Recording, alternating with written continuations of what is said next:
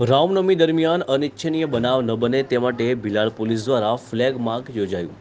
ભગવાન શ્રી રામનો જન્મદિવસ ઉજવવા વિવિધ શહેરો ગામોમાં તડામાર તૈયારીઓ, શોભાયાત્રા, બાઇક રેલી, મહાઆરતી, પ્રસાદ સહિતના વિવિધ ધાર્મિક આયોજનો। રામનવમી દરમિયાન અનિચ્છનીય બનાવ ન બને તે માટે પોલીસ દ્વારા ફ્લેગ માર્ચ યોજવામાં આવે છે। પુરુષોત્તમ ભગવાન શ્રી રામનો જન્મદિવસ ધામધૂમથી ઉજવવા માટે વલસાડ જિલ્લા સહિત ભારત દેશમાં ઉત્સાહનો માહોલ જોવા મળે છે। ત્યારે રામલલ્લાનો જન્મદિવસ ઉજવવા ઠેર ઠેર તડામાર તૈયારીઓ થઈ રહી છે। રામનવમીની ઉજવણી નિમિત્તે ભગવાન રામની વિશાળ શોભાયાત્રા, બાઇક રેલી, મહાઆરતી, પ્રસાદ સહિતના વિવિધ ધાર્મિક કાર્યક્રમનું આયોજન થતું હોય છે। આ ઉપરાંત રામનવમી દરમિયાન કોઈ અનિચ્છનીય બનાવ ન બને તે માટે પોલીસ દ્વારા સતત રીતે ફ્લેગ માર્ચિંગ યોજવામાં આવે છે અને રામનવમી અગાઉ માહોલનો જાયજો લેવામાં આવે છે।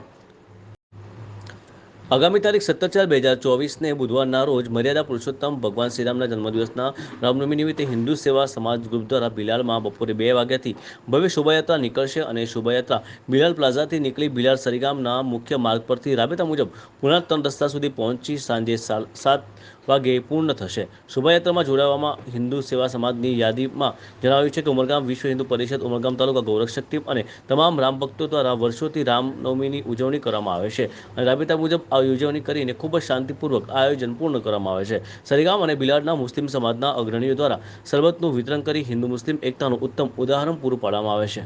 અમારી ચેનલ ગુજરાત કારોબારને સબસ્ક્રાઇબ કરો, બેલ આઇકોન દબાવી ઓલ પર ક્લિક કરો, જેથી આવનાર અમારા નવા ન્યૂઝ અપડેટ્સની નોટિફિકેશન આપ સુધી સૌથી પહેલા પહોંચે।